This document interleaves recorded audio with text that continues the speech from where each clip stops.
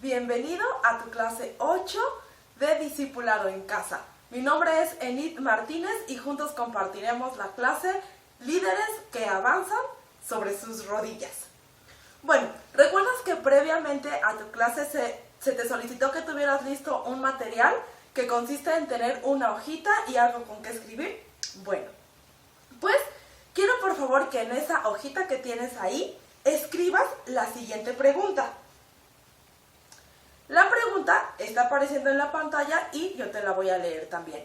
Dice, si hoy Dios te llamara para una posición de liderazgo, ¿tu vida de oración sería suficiente para la tarea? Muy bien. Ahí quiero que te tomes un tiempecito y rápidamente la escribas. Te la vuelvo a repetir. Si hoy Dios te llamara para una posición de liderazgo, tu vida de oración sería suficiente para la tarea.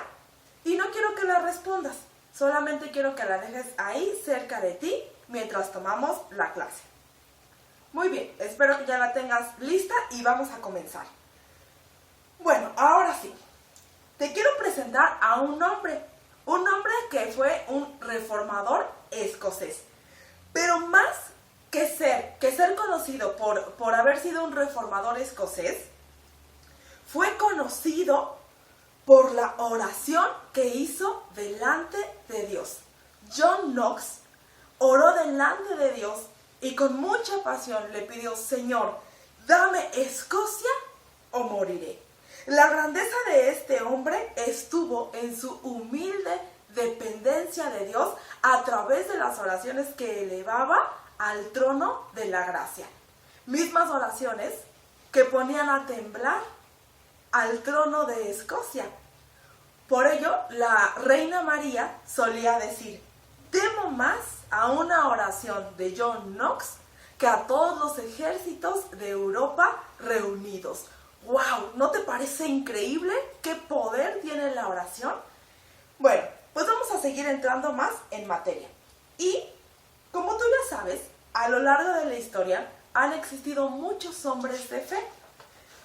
Pero, así como John Knox, cada uno de ellos tuvieron la característica o cualidad de tener vidas de oración efectivas.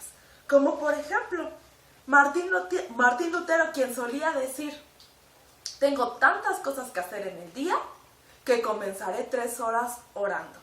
O también este hombre llamado Carlos Spurgeon que decía, la oración jamás podrá ser un exceso.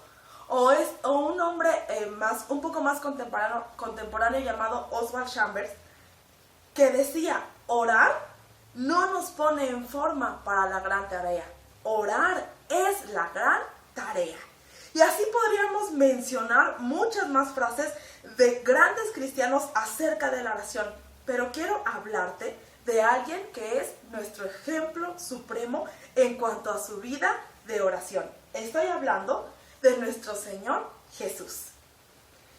Y bueno, Él nos enseñó la importancia de la oración, ya que si Él, siendo Dios mismo, dependió de tener comunión con el Padre para llevar a cabo la gran tarea que Dios le encomendó en la tierra, ¿cuánto más tú y yo debemos de ser asiduos, afectos a la oración? Y bueno, por cierto, no quiero que olvides la pregunta que escribimos al inicio de la clase y que tienes ahí presente cerca de ti. Y que dice, si hoy Dios te llamara a una posición de liderazgo, ¿tu vida de oración sería suficiente para la tarea? Bueno, vamos a continuar. Decíamos que el Señor Jesús es nuestro ejemplo supremo. Decíamos que el Señor Jesús es nuestro ejemplo supremo en nuestra vida de oración.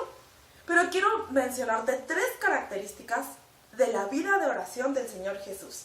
Primero, en Lucas 5:16 nos dice que que Jesús se apartaba a lugares desiertos para orar. Y esa frase nos la registra varias veces el Evangelio de Lucas, lo que significa que era una práctica constante en la vida del Señor Jesús. Y así tú y yo debemos de imitar esta práctica. Constantemente tener tiempos en los que busquemos a Dios a solas, que tengamos comunión con el Padre para abrirle nuestro corazón y dejar que Él lo llene de su presencia. La segunda característica de la vida de oración de Jesús es que antes de comenzar sus actividades o de tomar decisiones, tenía comunión con el Padre. Esto nos los hace referencia en Marcos 1:35. Entonces, de igual manera, antes de tú comenzar tu día o de tomar alguna decisión importante en tu vida, no olvides consultar la voluntad de Dios a través de la oración. Y la tercera característica de la vida de oración de Jesús es que Él instruyó a los suyos en el arte de orar. Recuerda que en Mateo 6:9, que es el Padre Nuestro, comienza diciendo: vosotros pues oraréis así. Esto nos enseña que a través del ejemplo y la palabra, así como el Señor Jesús, nosotros también podemos instruir a los nuestros en una vida de oración. Es importante que si eres papá o mamá, tus hijos y los tuyos sepan que oras, pero también que tomes tiempo para que junto con tu familia tengan comunión con Dios. Y por todas estas características y por muchas más cosas, Jesús es nuestro ejemplo supremo de oración. Ahora quiero volverte a recordar que pongas tus ojos y centres tu vista en la pregunta que escribimos al principio. ¿Y qué dice? Si hoy Dios te llamara para una posición de liderazgo, ¿tu vida de oración sería suficiente para la tarea? Bueno, pues ahí seguimos dejando nuestra pregunta y vamos a seguir con la clase. Pues ahora te quiero comentar 2 razones por las cuales oramos, es decir, razones de por qué es necesaria la oración. Pues la primera de ellas es porque la oración intercesora es una ordenanza divina. Es decir, Dios nos manda a que oremos. Y aquí quiero hacerte una aclaración. Como cristianos y aún más como servidores, es necesario que pasemos tiempos de oración personal con Dios, como ya lo hablamos un poquito antes, pero también es necesario que practiquemos la oración intercesora, es decir, a favor de otros. De esto nos habla en 1 de Timoteo 2, 1 al 2, donde nos dice: exhorto ante todo a que se hagan rogativas, oraciones y peticiones de acciones de gracias por todos los hombres, por los reyes y por todos los que están en eminencia. Así que la Biblia nos enseña que Dios requiere de nuestras oraciones para hacer cosas grandes en la tierra. Y yo te quiero recordar a este hombre que veíamos al principio, a John Knox. Hoy podemos convertirnos en John Knox de nuestro tiempo e interceder al Padre, así como Él lo hizo por Escocia, pero nosotros hacerlo a favor de nuestro México, que tanto necesita de nuestras oraciones. Y bueno, la segunda razón por la que oramos es porque a través de la oración a través de la oración y de la palabra conocemos la voluntad de Dios. Es decir, la oración crea el clima perfecto para que Dios y el Espíritu Santo hablen a tu corazón. De esto nos habla Romanos 8, 26 y 27. Cuando tú estás orando, en medio de la intimidad con Dios, tal vez el Espíritu Santo puede poner un versículo o un pensamiento genuino en tu mente que te haga conocer la voluntad de Dios. Así que por estas razones y mucho más, es que la oración es importante y que Dios nos pide que ejercitemos la oración. Ahora, quiero decirte que la oración nunca será una pérdida de tiempo. Y tampoco la oración jamás será un acto sin efecto. Si esto fuera así, Dios no nos los pediría. ¿Alguna vez le preguntaron a otro gran hombre de Dios la siguiente pregunta? Él se llamaba George Mueller. Y le preguntaron a George Mueller si realmente creía que 2 hombres por los que había estado orando por 50 años algún día se convertirían, a lo que él respondió: ¿Les parece que Dios me habría tenido orando todo este tiempo si no tuviera en mente salvarlos? Y efectivamente, estos dos hombres se convirtieron. Uno un poco después de la muerte de George Mueller. Pero Dios cumplió y hizo caso a las oraciones de George Mueller. Bueno, antes de concluir, te quiero leer este párrafo. Dice así: el objetivo de la oración es el oído de Dios. La oración toma efecto en otras personas mediante la influencia de Dios sobre ellas. No es la oración en sí la que persuade a las personas, sino el Dios a quien oramos. Y tú y yo tenemos que estar confiados en ellos.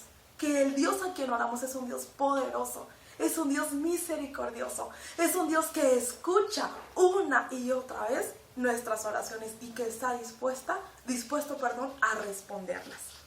Ahora sí, para concluir, quiero que tomes la pregunta que escribimos desde el principio de la clase y la vamos a responder. Pero antes de responderla, quiero hacerte ciertas puntuaciones. La primera es que solo vamos a responder la pregunta con un sí o con un no. Solamente vamos a ocupar la palabra sí o no.